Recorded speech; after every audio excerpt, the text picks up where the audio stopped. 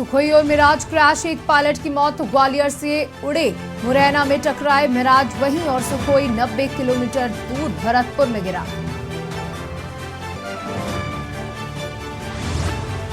लखीमपुर खीरी में भीषण सड़क हादसा, 5 की मौत, पहले कार स्कूटी में भिड़ते हादसे को देखने जुटी भीड़ को ट्रक ने रौंदा, 12 से ज्यादा घायल।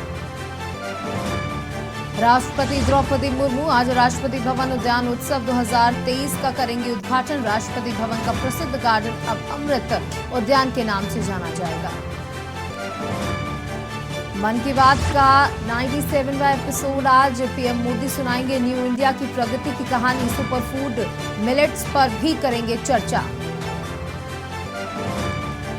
केंद्रीय कैबिनेट की बैठक आज, मंत्रालयों के कामकाज की समीक्षा होगी। मिशन 2024 के लिए मंत्रिमंडल में फेरबदल की संभावना। त्रिपुरा चुनाव के लिए बीजेपी की लिस्ट जारी, बीजेपी के 40 स्टार प्रचारों की लिस्ट जारी।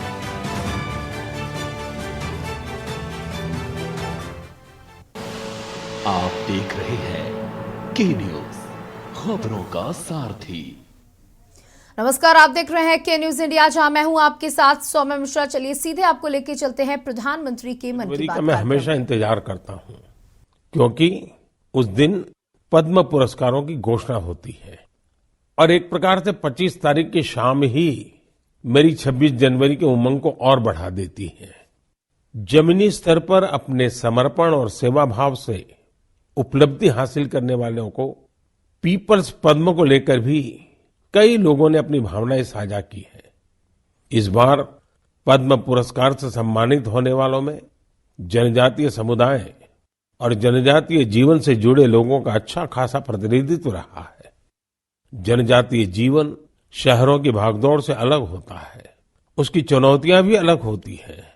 इसके बावजूद जनजातीय समाज अपनी परंपराओं को सहेजने के लिए हमेशा तत्पर रहते हैं। जनजातीय समुदाय से जुड़ी चीजों के संरक्षण और उन पर रिसर्च के प्रयास भी होते हैं। ऐसे ही टोटो, हो, कुई, कुवी और मांडा जैसी जनजातीय भाषाओं पर काम करने वाले कई महानुभावों को पद्म पुरस्कार मिले हैं। यह हम सभी के लिए गर्व की बात है। धानीराम टोटो, जानूम सी सॉय और बी रामकृष्ण रेड्डी जी के नाम अब तो पूरा देश उनसे परिचित हो गया है। सिद्दी, जारवा और ओंगे जैसे आदि जनजाति के साथ काम करने वाले लोगों को भी इस बार सम्मानित किया गया है। जैसे हीराबाई लोबी, रतन चंद्र कार और ईश्वर चंद्र वर्मा जी। जनजातीय समुदाय हमारी धरती, हमारी विरासत का अभिन्न हिस्सा रहे हैं। देश और समाज के विकास में उनका योगदान बहुत महत्वपूर्ण है। उनके लिए काम करने वाले व्यक्तित्वों का सम्मान नई पीढ़ी को भी प्रेरित करेगा। इस वर्ष पद्म पुरस्कारों की गूंज उन इलाकों में भी सुनाई दे रही है जो नक्सल प्रभावित हुआ करते थे। अपने प्रयासों से नक्सल प्रभावित क्षेत्रों में गुमराह युवकों को सही राह दिखाने वालों को पद्म पुरस्कारों से सम्मानित किया गया है। इसके लिए कांकेर में लकड़ी पर नक्काशी करने वाले अजय कुमार मंडावी और गढ़चिरौली के प्रसिद्ध झाड़ीपट्टी रंगभूमि से जुड़े परशुराम कोमाजी खुणे को भी ये सम्मान मिला है। इसी प्रकार नॉर्थ ईस्ट में अपनी संस्कृति के संरक्षण में जुटे राम कुई बांगवे न्यूमे, विक्रम बहादुर जमातिया और कर्मा वांगचू को भी सम्मानित किया गया है। साथियों, इस बार पद्म पुरस्कार से सम्मानित होने वालों में कई ऐसे लोग शामिल हैं जिन्होंने संगीत की दुनिया को समृद्ध किया है। कौन होगा जिसको संगीत पसंद न हो? हर किसी की संगीत की पसंद अलग अलग हो सकती है, लेकिन संगीत हर किसी के जीवन का हिस्सा होता है। इस बार पद्म पुरस्कार पाने वालों में वो लोग हैं जो संतूर, बमहुम, द्वितारा जैसे हमारे पारंपरिक वाद्य यंत्र की धुन बिखेरने में महारत रखते हैं। गुलाम मोहम्मद जाज, मोआसू पाऊ, सिंहबोर कुरकालाऊ, मुनि वेंकटप्पा, और मंगल कांति राय, ऐसे कितने ही नाम हैं जिनकी चारों तरफ चर्चा हो रही है।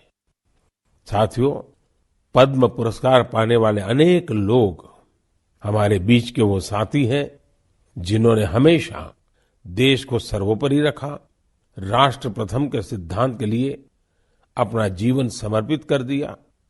वो सेवा भाव से अपने काम में लगे रहे और इसके लिए उन्हें कभी किसी पुरस्कार की आशा नहीं की। वो जिनके लिए काम कर रहे हैं उनके चेहरे का संतोष ही उनके लिए सबसे बड़ा अवार्ड है। ऐसे समर्पित लोगों को सम्मानित करके हम देशवासियों का गौरव बढ़ा है। मैं सभी पद्म पुरस्कार विजेताओं के नाम भले ही यहां नहीं ले पाऊं, लेकिन आपसे मेरा आग्रह जरूर है कि आप पद्म पुरस्कार पाने वाले इन महानुभावों के प्रेरक जीवन के विषय में विस्तार से जानें और औरों को भी बताएं। साथियों, आज जब हम आजादी के अमृत महोत्सव के दौरान गणतंत्र दिवस की चर्चा कर रहे हैं, तो मैं यहाँ एक दिलचस्प किताब का भी जिक्र करूंगा। कुछ हफ्ते पहले ही मुझे मिली इस बुक में एक बहुत ही इंटरेस्टिंग सब्जेक्ट पर चर्चा की गई है। इस बुक का नाम India the mother of democracy है और इसमें कई बेहतरीन एसेज है। भारत दुनिया का सबसे बड़ा लोकतंत्र है और हम भारतीयों को इस बात का गर्व भी है कि हमारा देश मदर ऑफ डेमोक्रेसी भी है। लोकतंत्र हमारी रगों में है, हमारी संस्कृति में है। सदियों से यह हमारे कामकाज का भी एक अभिन्न हिस्सा रहा है। स्वभाव से हम एक डेमोक्रेटिक सोसाइटी है। डॉक्टर अंबेडकर ने बौद्ध भिक्षु संघ की तुलना भारतीय संसद से की थी। उन्होंने उसे एक ऐसी संस्था बताया था जहां मोशंस, रिजोल्यूशंस, कोरम, वोटिंग और वोटों की गिनती के लिए कई नियम थे। बाबा साहब का मानना था कि भगवान बुद्ध को इसकी प्रेरणा उस समय की राजनीतिक व्यवस्थाओं से मिली होगी। तमिलनाडु में एक छोटा लेकिन चर्चित गांव है उतिर मेरूर। यहाँ 1100-1200 साल पहले का एक शिलालेख दुनिया भर को अचंभित करता है। यह शिलालेख एक मिनी कॉन्स्टिट्यूशन की तरह है। इसमें विस्तार से बताया गया है कि ग्राम सभा का संचालन कैसे होना चाहिए और उसके सदस्यों के चयन की प्रक्रिया क्या हो।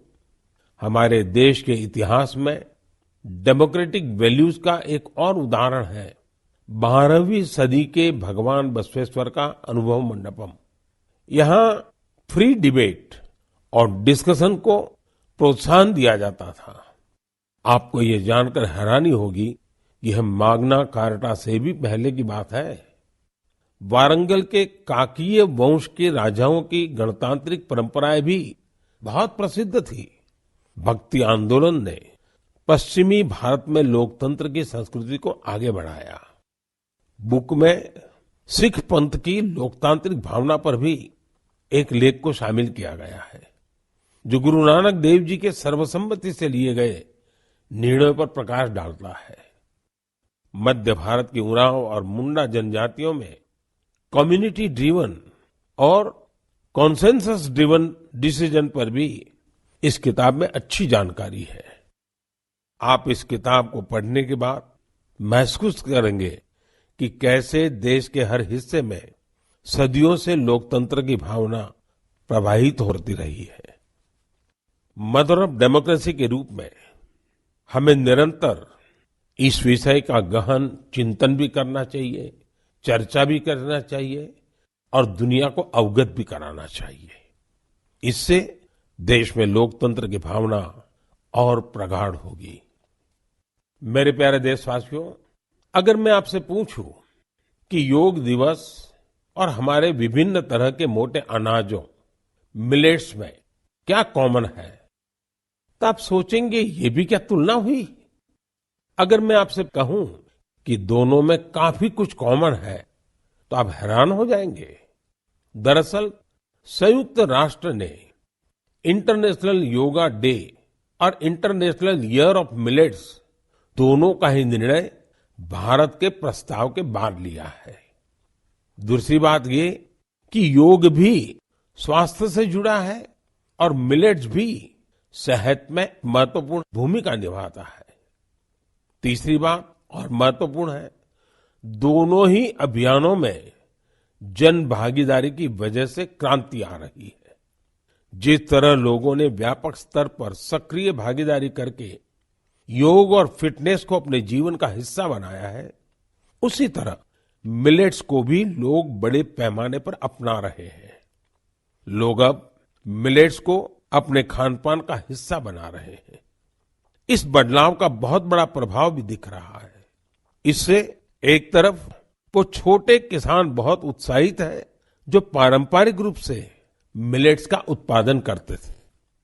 वो इस बात से बहुत खुश हैं कि दुनिया अब मिलेट्स का महत्व समझने लगी है। दूसरी तरफ एफपीओ और एंटरप्रेन्योर्स ने मिलेट्स को बाजार तक पहुंचाने और उसे लोगों तक उपलब्ध कराने के प्रयास शुरू कर दिए हैं। आंध्र प्रदेश के नांदयाल जिले के रहने वाले केवी रामा सुब्बा रेड्डी जी ने मिलेट्स के लिए अच्छी खासी सैलरी वाली नौकरी छोड़ दी। माँ के हाथों से बने मिलेट्स के पकवानों का स्वाद कुछ ऐसा रचा बसा था कि इन्होंने अपने गांव में बाजरे की प्रोसेसिंग यूनिट ही शुरू कर दी। सुब्बा रेड्डी जी लोगों को बाजरे के फायदे भी बताते हैं और उसे आसानी से उपलब्ध भी कराते हैं। महाराष्ट्र में अलीबाग के पास केनाड गांव की रहने वाली शर्मिला ओसवाल जी पिछले 20 साल से मिलेट्स की पैदावार में यूनिक तरीके से योगदान दे रही है।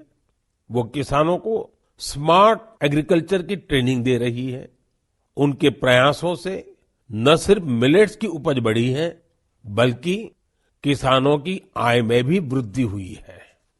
अगर आपको छत्तीसगढ़ के रायगढ़ जाने का मौका मिले तो यहाँ के मिलेट्स कैफे जरूर जाइएगा।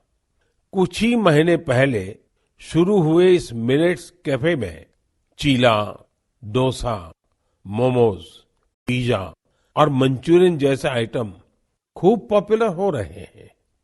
मैं आपसे एक और बात पूछूं, आपने एंटरप्रेन्योर शब्द सुना होगा, लेकिन क्या आपने मिलेटप्रेन्योर सुना है क्या?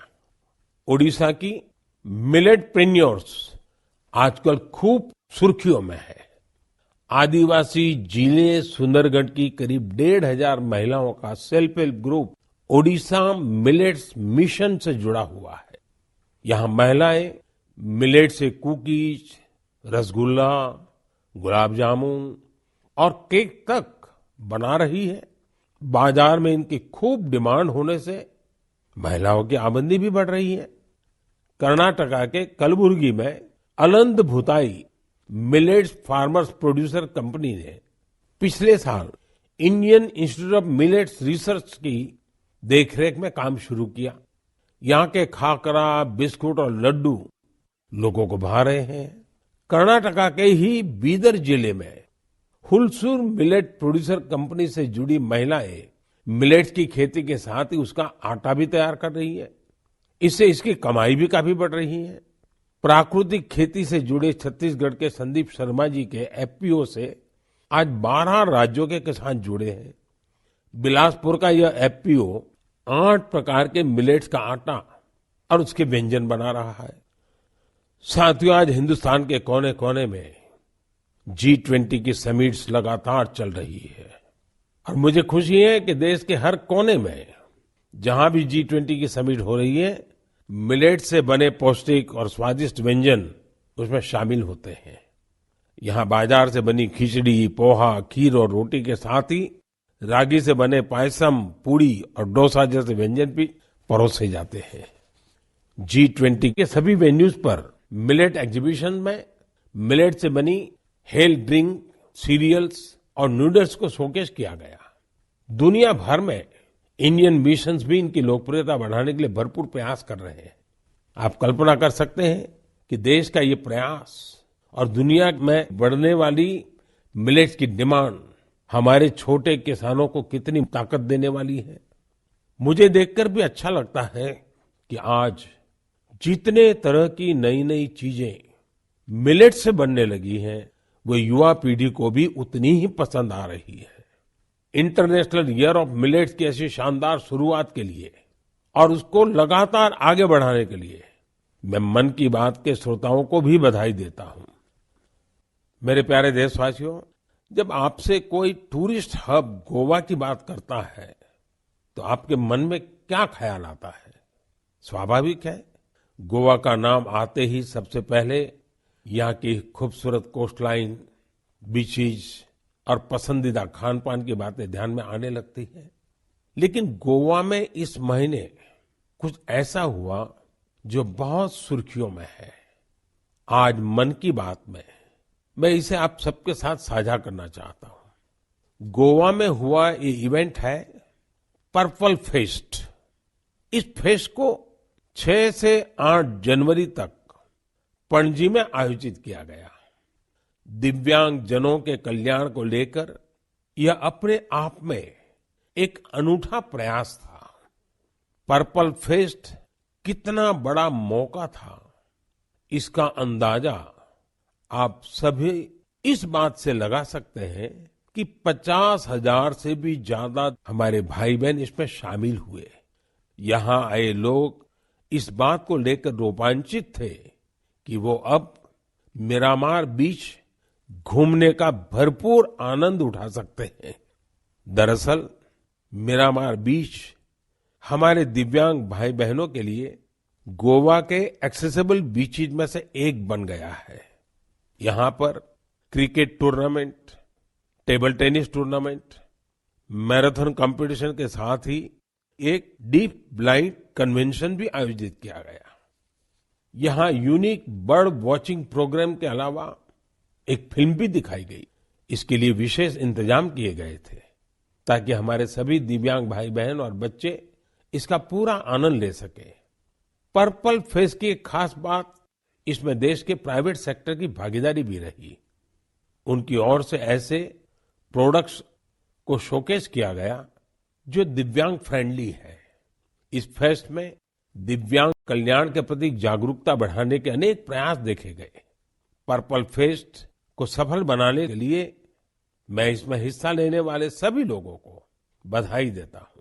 इसके साथ ही उन वॉलंटियर्स का भी अभिनंदन करता हूं जिन्होंने इसे ऑर्गेनाइज करने के लिए रात दिन एक कर दिए। मुझे पूरा विश्वास है कि एक्सेसिबल इंडिया के हमारे विजन को साकार करने में इस प्रकार के अभियान बहुत ही कारगर साबित होंगे। मेरे प्यारे देशवासियों, अब मन की बात में मैं एक ऐसे विषय पर बात करूंगा जिसमें आपको आनंद भी आएगा, गर्व भी होगा और मन कह उठेगा, वाह भाई वाह, दिल खुश हो गया। देश के सबसे पुराने साइंस इंस्टीट्यूशंस में से एक बेंगलुरु का इंडियन इंस्टीट्यूट ऑफ साइंस यानी IISc एक शानदार मिसाल पेश कर रहा है। मन की बात में मैं पहले इसकी चर्चा कर चुका हूं कि कैसे इस संस्थान की स्थापना के पीछे भारत की 2 महान विभूतियां जमशेदजी टाटा और स्वामी विवेकानंद की प्रेरणा रही है। तो आपको और मुझे आनंद और गर्व दिलाने वाली बात यह है कि साल 2022 में इस संस्थान के नाम कुल 145 पेटेंट्स रहे हैं। इसका मतलब है हर 5 दिन में 2 पेटेंट्स। ये रिकॉर्ड अपने आप में अद्भुत है। इस सफलता के लिए मैं IISc की टीम को भी बधाई देना चाहता हूं। साथियों, आज पेटेंट फाइलिंग में भारत की रैंकिंग 7वीं और ट्रेडमार्क्स में 5वीं है। सिर्फ पेटेंट्स की बात करें तो पिछले 5 वर्षों में इसमें करीब 50% की वृद्धि हुई है। ग्लोबल इनोवेशन इंडेक्स में भी भारत की रैंकिंग में जबरदस्त सुधार हुआ है और अब वो 40वें पर आ पहुंची है, जबकि 2015 में भारत ग्लोबल इनोवेशन इंडेक्स में 80 नंबर के भी पीछे था। एक और दिलचस्प बात मैं आपको बताना चाहता हूं। भारत में पिछले 11 वर्षों में पहली बार डोमेस्टिक पेटेंट फाइलिंग की संख्या फॉरेन फाइलिंग से अधिक देखी गई है। ये भारत के बढ़ते हुए वैज्ञानिक सामर्थ्य को भी दिखाता है। साथियों, हम सभी जानते हैं कि 21वीं सदी की ग्लोबल इकोनॉमी में नॉलेज ही सर्वोपरि है। मुझे विश्वास है कि भारत के टेकेड का सपना हमारे इनोवेटर्स और उनके पेटेंट्स के दम पर जरूर पूरा होगा। इससे हम सभी अपने ही देश में तैयार वर्ल्ड क्लास टेक्नोलॉजी और प्रोडक्ट का भरपूर लाभ ले सकेंगे। मेरे प्यारे देशवासियों, नमो ऐप पर मैंने तेलंगाना के इंजीनियर विजय जी की एक पोस्ट देखी। इसमें विजय जी ने ई वेस्ट के बारे में लिखा है। विजय जी का आग्रह है कि मैं मन की बात में इस पर चर्चा करूं। इस कार्यक्रम में पहले भी हमने वेस्ट टू वेल्थ यानी कचरे से कंचन के बारे में बातें की है, लेकिन आइए आज इसी से जुड़ी ई वेस्ट की चर्चा करते हैं। साथियों, आज हर घर में मोबाइल फोन, लैपटॉप, टैबलेट जैसी डिवाइसेस आम हो चली है। देश भर में इनकी संख्या बिलियंस में होगी। आज के लेटेस्ट डिवाइस भविष्य के ई वेस्ट भी होते हैं। जब भी कोई नई डिवाइस खरीदता है या फिर अपनी पुरानी डिवाइस को बदलता है, तो यह ध्यान रखना जरूरी हो जाता है कि उसे सही तरीके से डिस्कार्ड किया जाता है या नहीं। अगर ई वेस्ट को ठीक से डिस्पोज नहीं किया गया तो यह हमारे पर्यावरण को भी नुकसान पहुंचा सकता है। लेकिन अगर सावधानी पूर्वक ऐसा किया जाता है तो ये रिसाइकल और रीयूज की सर्कुलर इकोनॉमी की बहुत बड़ी ताकत बन सकता है। संयुक्त राष्ट्र की एक रिपोर्ट में बताया गया था कि हर साल 50 मिलियन टन ई वेस्ट फेंका जा रहा है। आप अंदाजा लगा सकते हैं कि कितना होता है। मानव इतिहास में जितने कमर्शियल प्लेन बने हैं, उन सभी का वजन मिला दिया जाए तो भी जितना ई वेस्ट निकल रहा है उसके बराबर नहीं होगा। ये ऐसा है जैसे हर सेकंड 800 लैपटॉप फेंक दिए जा रहे हो। आप जानकर चौंक जाएंगे कि अलग अलग प्रोसेस के जरिए इस ई वेस्ट से करीब 17 प्रकार के प्रेशियस मेटल्स निकाले जा सकते हैं। इसमें गोल्ड, सिल्वर, कॉपर और निकल शामिल है। इसलिए ई वेस्ट का सदुपयोग करना कचरे को कंचन बनाने से कम नहीं है। आज ऐसे स्टार्टअप्स की कमी नहीं जो इस दिशा में इनोवेट काम कर रहे हैं। आज करीब 500 ई वेस्ट रिसाइकलर्स इस क्षेत्र से जुड़े हैं और बहुत सारे नए उद्यमियों को भी इससे जोड़ा जा रहा है। इस सेक्टर ने हजारों लोगों को सीधे तौर पर रोजगार भी दिया है। बेंगलुरु की ई परिसरा ऐसे ही एक प्रयास में जुटी है। इसने प्रिंटेड सर्किट बोर्ड्स की कीमती धातुओं को अलग करके ही स्वदेशी टेक्नोलॉजी विकसित की है। इसी तरह मुंबई में काम कर रही इकोरिको ने मोबाइल ऐप से ई वेस्ट को कलेक्ट करने का सिस्टम तैयार किया है। उत्तराखंड के रुड़की की एटेरो रिसाइकलिंग ने तो इस क्षेत्र में दुनिया भर में कई पेटेंट्स हासिल किए हैं। इसने भी खुद की ई वेस्ट रिसाइकल टेक्नोलॉजी तैयार कर काफी नाम कमाया है। भोपाल में मोबाइल ऐप और वेबसाइट कबाड़ीवाला के जरिए टनों ई वेस्ट एकत्र किया जा रहा है। इस तरह के कई उदाहरण हैं। ये सभी भारत को ग्लोबल रिसाइकलिंग हब बनाने में मदद कर रहे हैं। लेकिन ऐसे इनिशिएटिव की सफलता के लिए एक जरूरी शर्त भी है। वो ये है कि ई वेस्ट के निपटारे से सुरक्षित उपयोगी तरीकों के बारे में लोगों को जागरूक करते रहना होगा। ई वेस्ट के क्षेत्र में काम करने वाले बताते हैं कि अभी हर साल सिर्फ 15-17% ई वेस्ट को ही रिसाइकल किया जा रहा है। मेरे प्यारे देशवासियों, आज पूरी दुनिया में क्लाइमेट चेंज और बायोडायवर्सिटी के संरक्षण की बहुत चर्चा होती है। इस दिशा में भारत के ठोस प्रयासों के बारे में हम लगातार बात करते रहे हैं। भारत ने अपने वेटलैंड्स के लिए जो काम किया है, वो जानकर आपको भी बहुत अच्छा लगेगा। कुछ श्रोता सोच रहे होंगे कि वेटलैंड्स क्या होता है। वेटलैंड साइट्स यानी वो स्थान जहां दलदली मिट्टी जैसी जमीन पर साल भर पानी जमा रहता है। कुछ दिन बाद 2 फरवरी को ही वर्ल्ड वेटलैंड्स डे है। हमारी धरती के अस्तित्व के लिए वेटलैंड्स बहुत जरूरी है, क्योंकि इन पर कई सारे पक्षी, जीव, जंतु निर्भर करते हैं। ये बायोडायवर्सिटी को समृद्ध करने के साथ फ्लड कंट्रोल और ग्राउंड वाटर रिचार्ज को भी सुनिश्चित करते हैं। आप में से बहुत लोग जानते होंगे, रामसर साइट्स ऐसे वेटलैंड्स होते हैं जो इंटरनेशनल इंपॉर्टेंस के हैं। वेटलैंड्स भले ही किसी देश में हो, लेकिन उन्हें अनेक मापदंडों को पूरा करना होता है, तब जाकर उन्हें रामसर साइट्स घोषित किया जाता है। रामसर साइट्स में 20,000 या उससे अधिक वाटर बर्ड्स होने चाहिए। स्थानीय मछली की प्रजातियों का बड़ी संख्या में होना जरूरी है। आजादी के 75 साल पर अमृत महोत्सव के दौरान रामसर साइट से जुड़ी एक अच्छी जानकारी भी मैं आपके साथ शेयर करना चाहता हूं। हमारे देश में अब रामसर साइट्स की कुल संख्या 75 हो गई है, जबकि 2014 के पहले देश में सिर्फ 26 रामसर साइट्स थी। इसके लिए स्थानीय समुदाय बधाई के पात्र हैं, जिन्होंने इस बायोडायवर्सिटी को संजो कर रखा है। यह प्रकृति के साथ सद्भाव पूर्वक रहने की हमारी सदियों पुरानी संस्कृति और परंपरा का भी सम्मान है। भारत के ये वेटलैंड्स हमारी प्राकृतिक सामर्थ्य का भी उदाहरण है। ओडिशा की चिल्का झील को 40 से अधिक वाटर बर्ड स्पीशीज को आश्रय देने के लिए जाना जाता है। कैबुल लमजाम लोकटाक को स्वैम्प डियर का एकमात्र नेचुरल हैबिटेट माना जाता है। तमिलनाडु के वेर्थांगल को 2022 में रामसर साइट घोषित किया गया।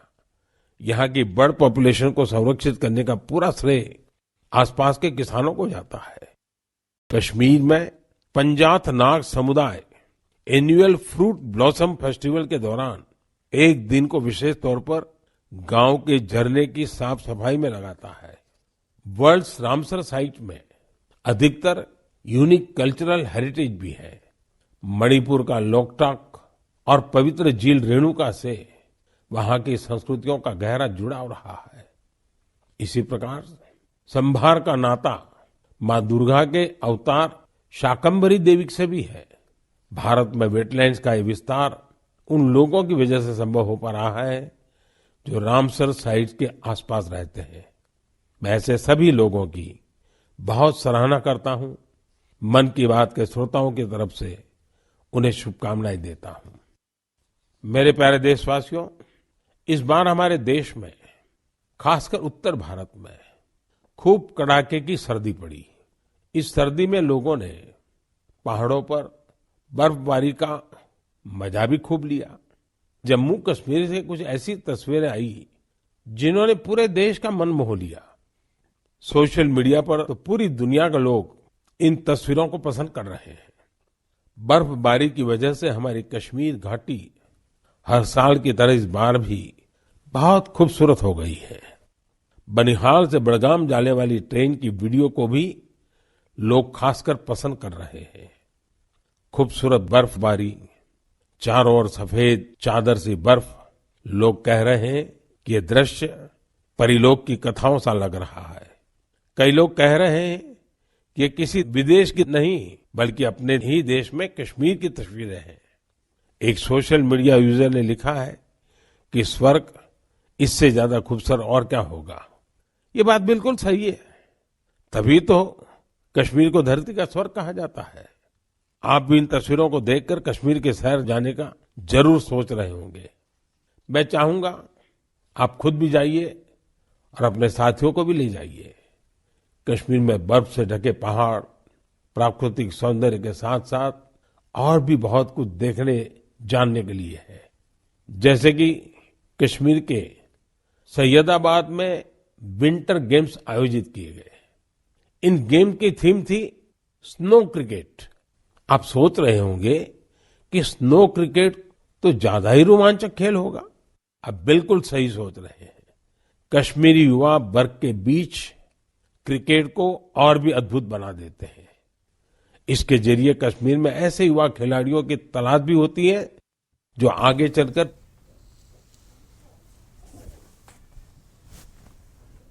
लखनऊ से बड़ी खबर आपको बता दें, जहां यूपी के मंत्रियों को जिलों की जिम्मेदारी सौंपी गई है। एक एक मंत्री को 2 जिलों की जिम्मेदारी सौंपी गई है। 48 मंत्रियों को यूपी के 75 जिलों की जिम्मेदारी सौंपी गई है, जहां कैबिनेट और स्वतंत्र प्रभार मंत्रियों को 2-2 जिले।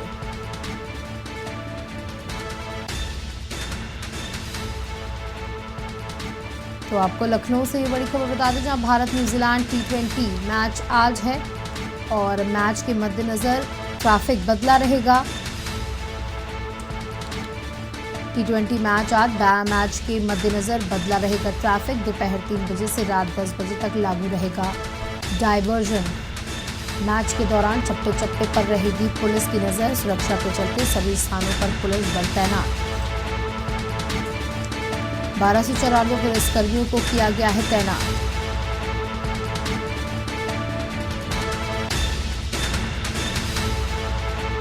आपको बता दें कि आज इकाना स्टेडियम में मैच है और इसी को लेकर के सुरक्षा के पुख्ता इंतजाम किए गए हैं। भारत और न्यूजीलैंड T20 मैच आज है, इसको लेकर के फैंस, क्रिकेट प्रेमियों में भी जबरदस्त उत्साह देखने को मिल रहा है। जहां इस मैच के मद्देनजर लोग सुबह से ही लाइनों में लगे हुए हैं कि उन्हें सही जगह बैठने के लिए मिल जाए। और दोपहर 3 से रात 10 बजे तक के लिए सुरक्षा के पुख्ता इंतजाम किए गए हैं। इकाना स्टेडियम के आसपास भारी पुलिस बल की तैनाती की गई है। आपको बता दें कि बैरिकेडिंग की गई है और लोगों के आने की व्यवस्था सुनिश्चित की गई है और किसी तरह की भगदड़ न हो, इसके लिए भारी मात्रा में पुलिस बल की तैनाती की गई है। आपको बता दें आज भारत और न्यूजीलैंड का T20 मैच है, जिसको लेकर के लखनऊ के वासी बेहद उत्साहित है। जहां भारत न्यूजीलैंड मैच आज, मैच के मद्देनजर बदला रहेगा ट्रैफिक। दोपहर 3 बजे से रात 10 बजे तक लागू रहेगा डायवर्जन। मैच के दौरान चप्पे चप्पे पर रहेगी पुलिस की पैनी नजर। दोपहर 3 बजे से रात 10 बजे तक लागू रहेगा डायवर्जन। मैच के दौरान चप्पे चप्पे पर रहेगी पुलिस की पैनी नजर। लखनऊ के इकाना स्टेडियम में ये मैच होगा।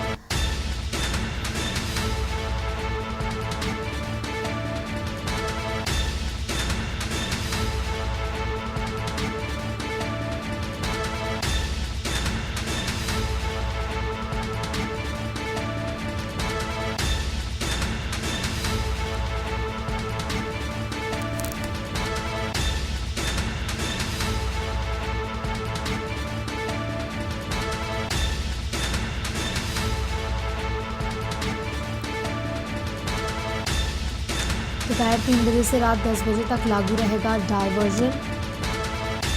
आपको बता दें मैच के दौरान चप्पे चप्पे पर रहेगी पुलिस की नजर।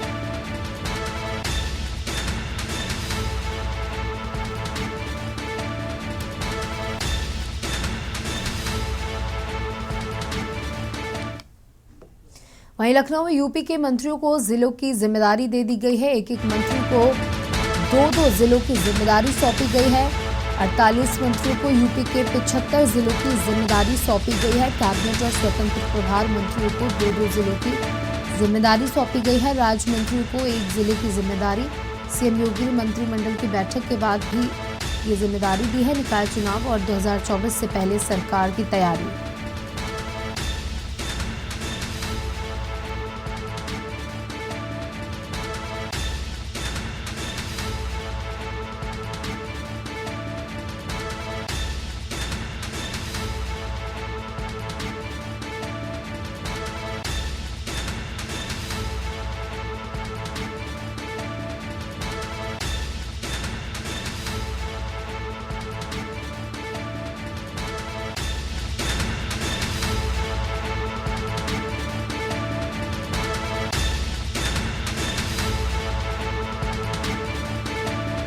नमस्कार, आप देख रहे हैं के न्यूज इंडिया। जहां मैं हूं आपके साथ सौम्या। रुक करते हैं स्पीड न्यूज का। लखनऊ जयपुरिया स्कूल के छात्रों को दरोगा ने पीटा। आपको बता दें, जयपुरिया स्कूल का ये मामला है जहां स्कूल के छात्रों को दरोगा ने पीटा है। जयपुरिया स्कूल के छात्र की पिटाई का वीडियो सामने आया है, जिसमें फायर सर्विस में तैनात दारोगा ने छात्र की गर्दन पकड़कर जमीन पर पटक दिया, कॉलर पकड़कर थप्पड़ मारे, बाल नोचने के साथ ही पिटाई की।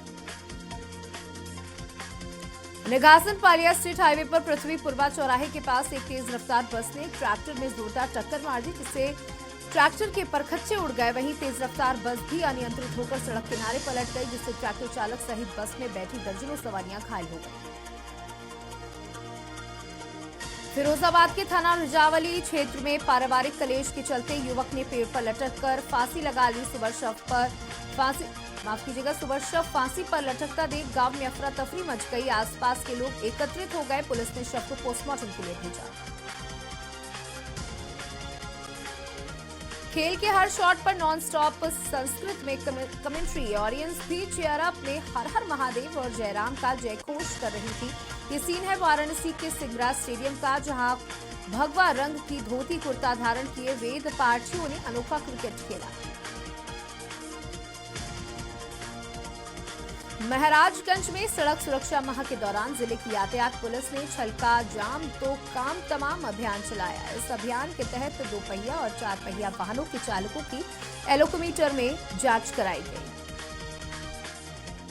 उत्तर प्रदेश राज्य अल्पसंख्यक आयोग के सदस्य व दर्जा प्राप्त राज्य मंत्री समन अफरोज इस समय बलरामपुर जनपद के दौरे पर हैं। दौरे के दूसरे दिन सीमावर्ती क्षेत्र पचपेड़वा ने नरचवा ग्राम सभा के आयोजित अल्पसंख्यक जागरूक कार्यक्रम में हिस्सा लिया।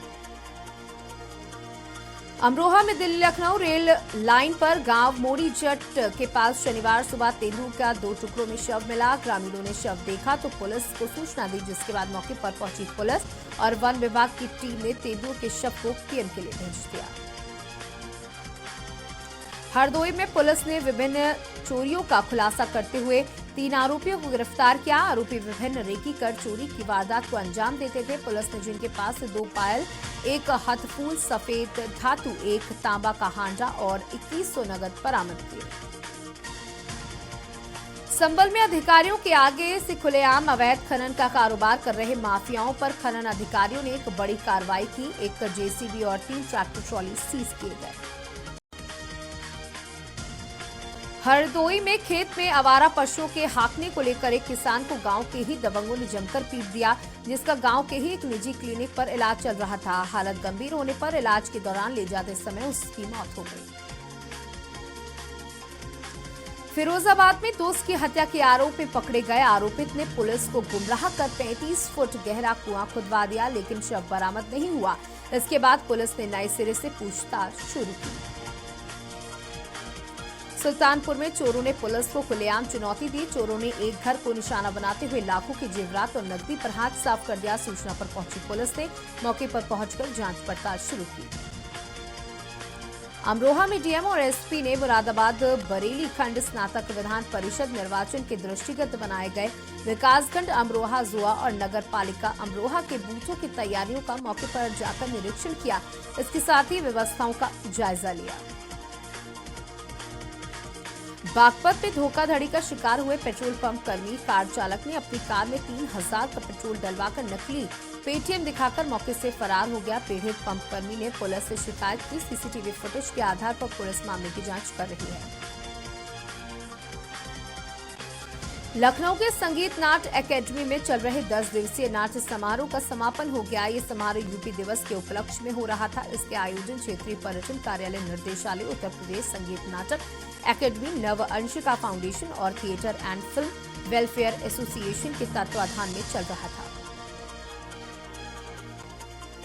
सोनभद्र के राजकीय आश्रम पद्धति विद्यालय की छात्राएं छात्रावास में पानी की कमी होने के चलते आक्रोशित हो गई। राजकीय आश्रम पद्धति स्कूल की सैकड़ों छात्राएं आज खाली बाल्टी लेकर विद्यालय के गेट से बाहर निकल गईं और जमकर प्रदर्शन किया।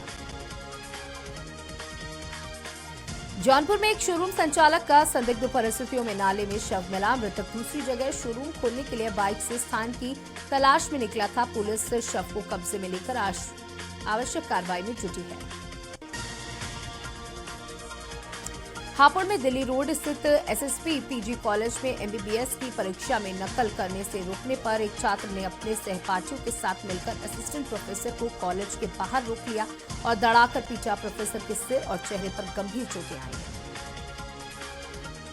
सीतापुर कोतवाली क्षेत्र के एक ग्राम में नाबालिग से बलात्कार का मामला सामने आया है। मामले में पुलिस ने गांव के ही 2 लोगों को गिरफ्तार किया है। पुलिस ने दोनों पर पॉक्सो एक्ट में मुकदमा दर्ज किया है। ललितपुर में एक किशोरी ने कीटनाशक पीकर आत्महत्या कर ली। पुलिस ने शव को कब्जे में लेकर पोस्टमार्टम के लिए भेज दिया। खुदकुशी के कारण का पता नहीं चल पाया। पुलिस मामले की जांच कर रही है।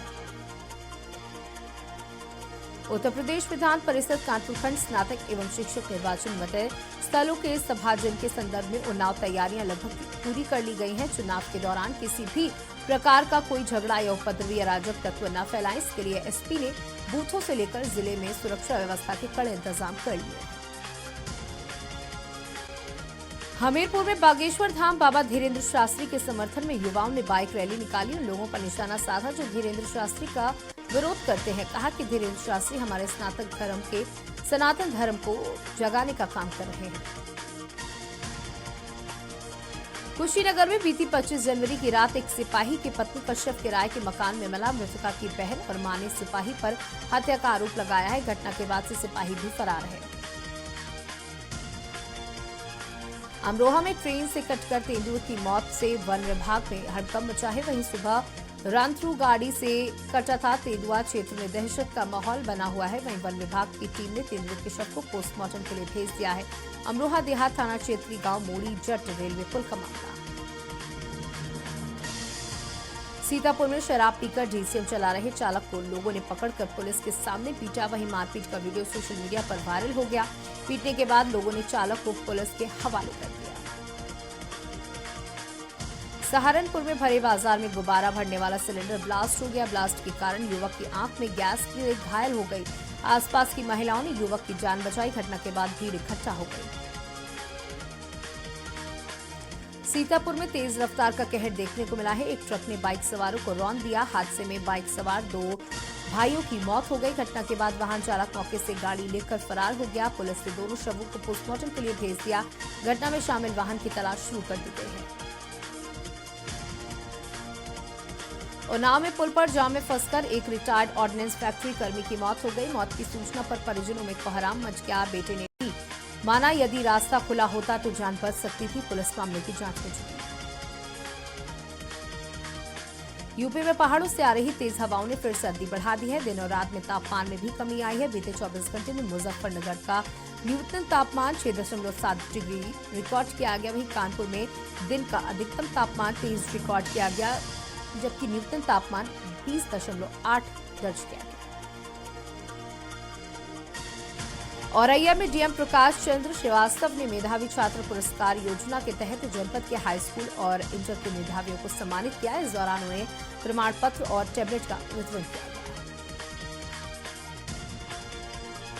लखीमपुर खीरी में स्वास्थ्य विभाग की संचालित योजनाओं और कार्यक्रमों की समीक्षा के लिए कलेक्ट्रेट सभागार में प्रभारी डीएम अनिल कुमार सिंह अध्यक्षता में जिला स्वास्थ्य समिति की बैठक हुई। हरदोई के बिलग्राम तहसील क्षेत्र में मिठाई कारीगर युवक का संदिग्ध परिस्थितियों में दुकान के बाहर शव पड़ा मिला। घटना की जानकारी होने पर परिजनों में कोहराम मच गया। वहीं परिजनों ने दुकानदार पर मारपीट डालने का आरोप लगाया। फिलहाल पुलिस ने शव को पोस्टमार्टम के लिए भेज दिया। ललितपुर में राजघाट रोड स्थित एक निजी होटल में ग्लोबल इन्वेस्टर समिट 2023 का आयोजन किया गया। इसमें देश और प्रदेश के विभिन्न क्षेत्रों से आए 70 निवेशकों ने अपने उद्यम स्थापित करेंगे। इन उद्योगों की स्थापना 31,050 करोड़ का इन्वेस्टमेंट किया जाएगा। मथुरा के वृंदावन में स्थित वृंदावन शोध संस्थान में 5 दिवसीय बसंत उत्सव का आयोजन किया जा रहा है। इस उत्सव में ब्रज और बसंत के सांस्कृतिक समन्वय को दर्शाने वाले संदर्भों पर एक तीव्र प्रदर्शनी का शुभारंभ किया गया। कोतवाली क्षेत्र के नेशनल हाईवे पर करमपुर के सामने तेज रफ्तार बाइक ने साइकिल में टक्कर मार दी। हादसे में साइकिल सवार पीआरडी जवान की मौत हो गई। वहीं ड्यूटी से घर लौट रहा था जवान। सूचना पर मौके पर पहुंची पुलिस ने जवान को अस्पताल पहुंचाया और चिकित्सकों ने उसे मृत घोषित कर दिया। मुरादाबाद में काशीपुर स्टेट हाईवे पर बारातियों से भरी बस अनियंत्रित होकर पलट गई। 20 बाराती घायल हो गए, इनमें से 4 की हालत गंभीर बताई जा रही है। हादसा काशीपुर रोड पर भोजपुर गांव गुरड़िया के पास का। बलिया शहर कोतवाली क्षेत्र में एक सिनेमा हॉल के अंदर फिल्म पठान देखने के दौरान 2 समूहों में मारपीट का वीडियो सामने आया है। पुलिस ने बताया कि वह मामले में नियमानुसार कार्रवाई कर रही है। औरैया में कोरोना संक्रमण से सुरक्षा कवच मुहैया कराने के उद्देश्य से निःशुल्क कोरोना टीकाकरण लगवाया जाएगा। इसमें ज्यादा से ज्यादा लोगों को लाभान्वित करने के उद्देश्य से जनपद में मेगा वैक्सीनेशन कैंप का आयोजन किया गया है। सहारनपुर के क्षेत्रीय सेवा योजन कार्यालय पर 1 दिवसीय रोजगार मेला लगेगा। मेले में 10वीं और ITI पास से युवाओं के लिए नौकरी पाने का सुनहरा अवसर होगा। मेले में 10 कंपनियां युवाओं का इंटरव्यू लेंगी। इसके बारे में उन्हें ऑफर लेटर दिया जाएगा। मंदबुद्धि मूक बाधिर विद्यालय तुलसी नगर की ओर से सड़क सुरक्षा व यातायात नियमों के प्रति जागरूकता रैली का आयोजन किया गया। कार्यक्रम के विशिष्ट अतिथि और आचार्य ज्ञान प्रकाश दुबे ने कहा कि सड़क सुरक्षा एवं यातायात नियमों के प्रति जागरूकता रैली विद्यालय के दिव्यांग बच्चों द्वारा निकाली गई है। औरैया के फफूंद थाना क्षेत्र में एक युवक ने बिजली की केबल से फांसी लगाकर आत्महत्या कर ली। परिजनों ने इसे लटकता देखा तो चीख पुकार मच गई। पुलिस को सूचना दी गई। इसके बाद पुलिस ने बॉडी को उतारकर पोस्टमार्टम के लिए भेजा। पुलिस मामले की जांच कर रही है। औरैया में अछलदा रेलवे क्रॉसिंग पर बंद क्रॉसिंग पर पार करते समय एक साइकिल सवार सीमांचल एक्सप्रेस की चपेट में आ गया। टक्कर के बाद साइकिल सवार दूसरे ट्रैक पर जा गिरा, जबकि साइकिल ट्रेन के इंजन में फंस गई। ट्रेन में साइकिल फंस जाने से लोको पायलट ने इमरजेंसी ब्रेक लगा दी। अयोध्या में राम मंदिर के लिए नेपाल से 2 विशाल शालिग्राम की शिलाएं लाई जा रही हैं। इन शिलाओं से ही श्री राम और माता सीता की मूर्ति बनाई जाएगी। पूजा अर्चना के बाद दोनों शिलाओं को ट्रक से सड़क मार्ग से अयोध्या भेजा जा रहा है। आपको बता दें, इस रास्ते में शिला की पूजन और स्वागत के लिए लोग जुटेंगे। बहराइच में पहाड़ों पर हो रही बर्फबारी से तराई ठंड की चादर ओढ़े हुए है। घने कोहरे ने एक बार फिर से सूर्यदेव की राह रोक ली है, जिससे तराई ठंड से कपकपाती रही बर्फीली हवाओं के चलने से लोग ठिठुरते नजर आए। न्यूनतम पारा 10 डिग्री सेल्सियस रिकॉर्ड किया गया। शाहजहांपुर में दिल्ली, पंजाब और उत्तराखंड में तस्करी करने वाले एक तस्कर को गिरफ्तार कर लिया गया है। उसके पास से 400 ग्राम स्मैक बरामद हुई है, जिसकी अंतर्राष्ट्रीय बाजार में 1.5 करोड़ रुपए की कीमत बताई गई है। आरोपी का एक साथी कुछ दिन पहले जेल जा चुका है। हरदोई के बेलग्राम तहसील क्षेत्र में 6 दिन पहले संदिग्ध परिस्थितियों में आग से महिला झुलस गई थी। महिला के इलाज के दौरान लखनऊ ट्रॉमा सेंटर में मौत हो गई। घटना के बाद मृतका के भाई ने ससुराली जनों के खिलाफ आग लगाकर हत्या करने का आरोप लगाया है। बरेली में 300 करोड़ रुपए की सरकारी जमीन पर कब्जा करने वाले बिल्डरों पर पुलिस प्रशासन ने कार्रवाई की है। डीएम शिवाकांत द्विवेदी जहां आरोपियों को भू माफिया घोषित कर चुके हैं, वहीं पुलिस ने गैंगस्टर एक्ट में 36 करोड़ रुपए की संपत्ति जब्त की है।